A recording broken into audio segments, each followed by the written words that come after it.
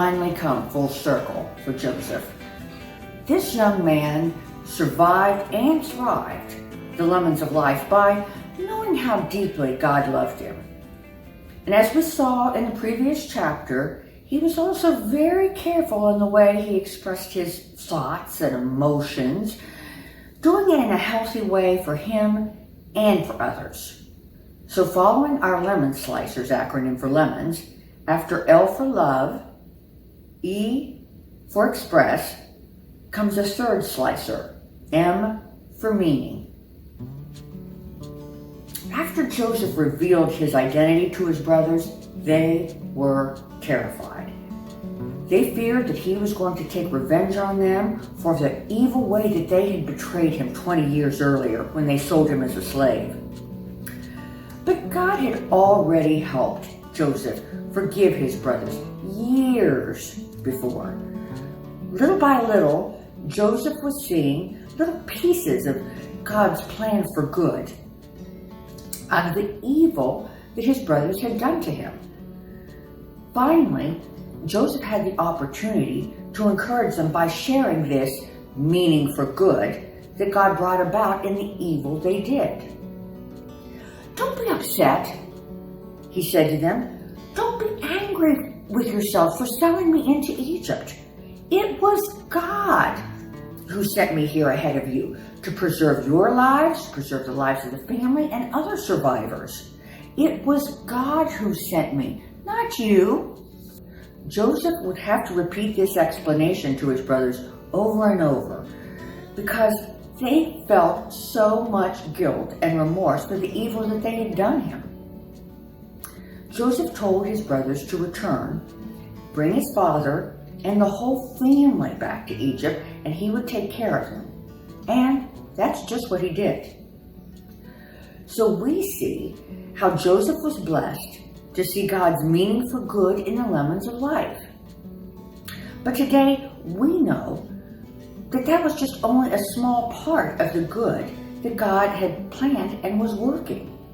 A lot of this was still invisible to Joseph, even to the day that he died.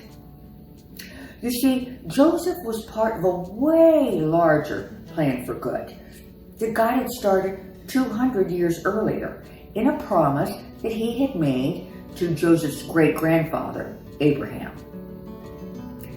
God had promised Abraham that one day he, God, would bring Abraham's family into Egypt and that he would grow them there into a great nation.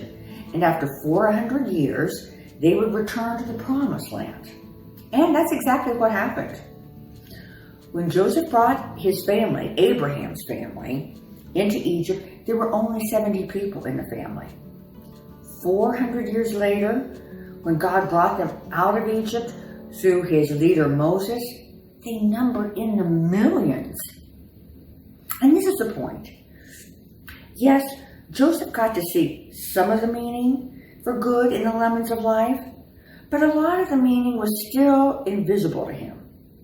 He could have never imagined just how big this good was that God intended out of all the lemons God had allowed in his life. Good that would come to him and all his family, and all because he was faithful to God in the lemons of life. So just as God made a promise for good to Abraham, he makes a promise for good to us. We find it in Romans 8:28, which says, "All that happens to us is working for our good if we love God and are fitting into his plans."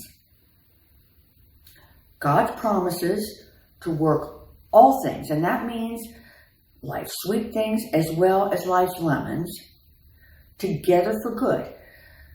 But this is a promise God made not to everyone, only to those who meet two requirements. One, they love God, and two, they are fitting into his plans.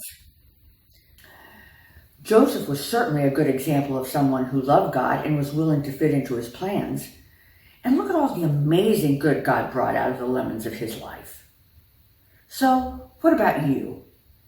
If you love God and are fitting into his plans, he promises that all the lemons of life will work together for good purposes.